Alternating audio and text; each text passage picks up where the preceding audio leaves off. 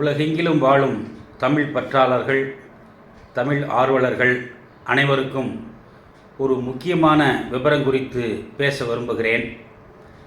நம்முடைய தமிழ்நாட்டில் கோவில்களில் குடமுழுக்கு நடத்தும்போது சமஸ்கிருத மந்திரங்களுக்கு இணையாக தமிழ் மந்திரங்களை பயன்படுத்த கோரி சில ஆண்டுகளுக்கு முன்பாக மதுரை உயர்நீதிமன்ற கிளையில் கரூர் பசுபதீஸ்வரர் கோவில் குடமுழுக்கை முன்னிட்டு ஒரு வழக்கு தொடுத்து அதில் தகுந்த உத்தரவை நாம் பெற்றோம்.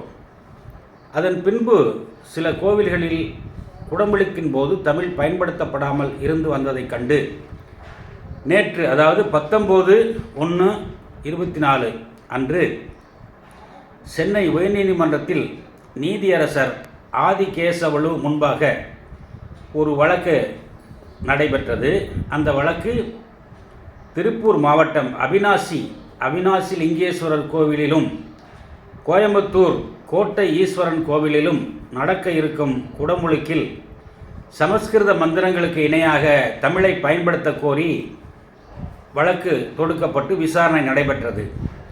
அப்பொழுது அந்த வழக்கிலே தமிழ் மொழிக்கு எதிரான செயல்பாடுகளை கொண்டுள்ள பார்ப்பனர்கள் சிலர் ஆஜராகி குடமுழுக்கின் போது சமஸ்கிருதத்தில் மாத்திரம்தான் மந்திரங்களை சொல்ல வேண்டும், தமிழில் மந்திரங்களை சொல்லக்கூடாது என்று வாதிட்டார்கள். அப்பொழுது ஏற்கனவே மதுரை உயர்நீதிமன்றத்தில் குடமுழுக்குகளில் தமிழை பயன்படுத்த நீதி பேராணை பிறப்பிக்கப்பட்டு உள்ளது என்ற விவரத்தை கூறி தமிழ் ஆன்மீகவாதிகள் சார்பில் வாதம் செய்த பொழுது அந்த தமிழின் எதிரிகளான பார்ப்பனர்கள் அந்த மதுரை உயர்நீதிமன்ற தீர்ப்புக்கு எதிராக டெல்லியிலே சுப்ரீம் கோர்ட்டிலே அப்பீல் தாக்கல் செய்யப்பட்டு அது விசாரணைக்கு ஏற்கப்பட்டு நிலுவையில் உள்ளது. அந்த வழக்கு முடியும் வரை தமிழ்நாட்டு கோவில்களில் தமிழில் மந்திரங்களை கூறக்கூடாது என்று தகராறு செய்தார்கள்.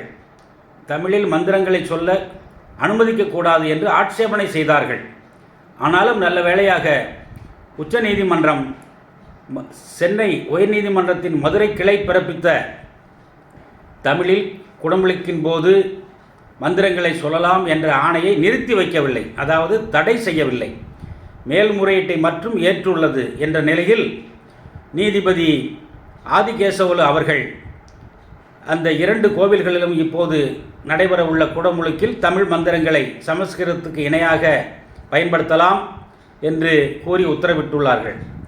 இந்த சூழ்நிலையில் தமிழ்நாட்டில் உள்ள கோவில்களில் தமிழில் மந்திரங்களை சொல்லுவதற்கு நீதிமன்றம் அனுமதி அளித்தும் அதை எதிர்த்து உச்ச நீதிமன்றத்தில் சென்று மேல்முறையீடு செய்து தமிழக கோவில்களில் தமிழில் மந்திரங்களை சொல்லக்கூடாது என்று ஒரு நிலைப்பாட்டை எடுத்து இந்த தமிழுக்கு எதிரிகளான பார்ப்பனர்கள் போராடுகிறார்கள் என்றால் தந்தை பெரியாரின் பணி எப்படிப்பட்டது என்று இப்பொழுது நாம் நினைவுபடுத்தி பார்க்க வேண்டியுள்ளது.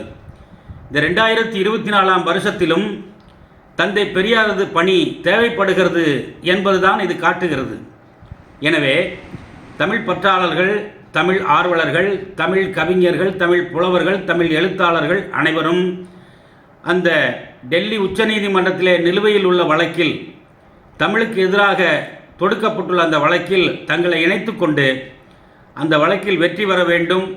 தமிழ்நாட்டு கோவில்களில் தமிழை பயன்படுத்த உச்சநீதிமன்றமும் அனுமதி அளிக்கும் விதமாக போராட வேண்டிய அவசிய சூழ்நிலை ஏற்பட்டுள்ளது. தமிழ் ஆர்வலர்கள், தமிழ் பற்றாளர்கள் அனைவரும் வாரீர் உச்ச நீதிமன்றத்திலே அந்த வழக்கை எதிர்கொள்வோம் என்று உங்களை அழைப்பது தமிழ் ஆன்மீகத்திற்காக, கோவில்களில் தமிழ் வழிபாடு நடத்த வேண்டும் என்பதற்காக தொடர்ந்து கடந்த பல ஆண்டுகளாக போராடி வரும் கரூர் வழக்கறிஞர் தமிழ் ராஜேந்திரன். வணக்கம் நண்பர்களே, அன்பர்களே, வணக்கம்.